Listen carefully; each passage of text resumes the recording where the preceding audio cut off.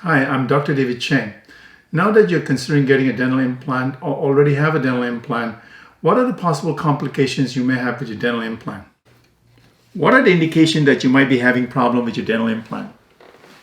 Pain, swelling, suppuration or pus, bleeding on probing, gum soft around the implant, probing depth deeper than 5 millimeter, bad breath, foul taste, blood in the mouth, bleeding upon brushing, loose implant, roughness on the tongue or the cheek, bite changes, and getting foot trap in between the crowns. This is an example of suppuration or pus with bleeding and also the gum being soft around the implant. This is a case of a patient who had implant done about 9 years ago, and subsequently patient was diagnosed with cancer and had radiation therapy. So from the level of the bone that the patient had before the radiation therapy and after the radiation therapy, you can see the level of the bone loss that has occurred after the radiation therapy. The implant complication that we will be discussing today will be the one that is done with due diligence in terms of the implant placement with the aid of the CBCT and also the surgical guide. There are enough evidence to indicate that if those two protocols are followed, more likely than not that you're not going to run into problem with either the paresthesia of the nerve or the invading into the sinus cavity there.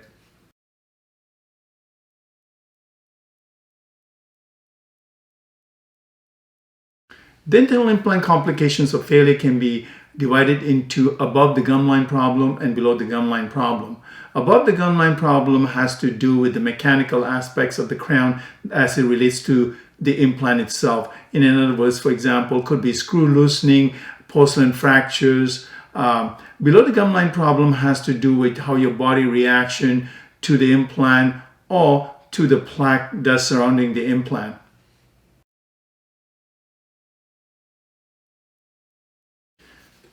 There are two types of complications associated with below the gum line issues. One is peri-implant mucositis, the other one is peri-implantitis. Peri-implant mucositis is the inflammation of the gum surrounding the implant but without the loss of bone. Peri-implantitis is the inflammation of the gum surrounding the implant, also associated bone loss with it. The risk factor for peri-implant mucositis, according to the literature, the general risk factors are smoking, radiation, diabetes. The local risk factors are poor plaque control or poor oral hygiene, not attending professional cleaning regularly, and also excess cement in the restoration.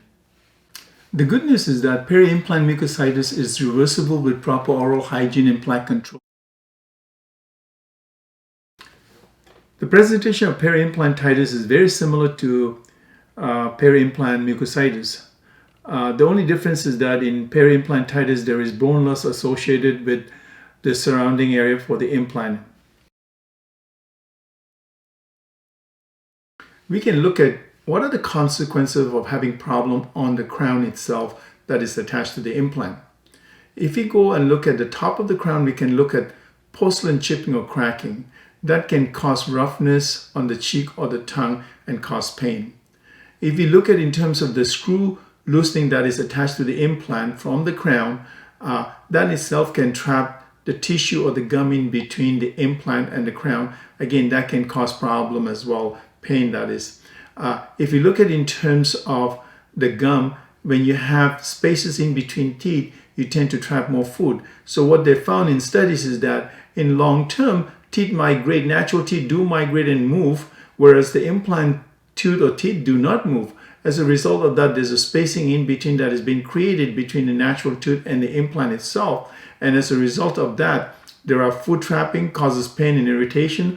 Also bleeding gum can also cause bad breath as well. Factor that may cause implant failure. For example, uncontrolled diabetes.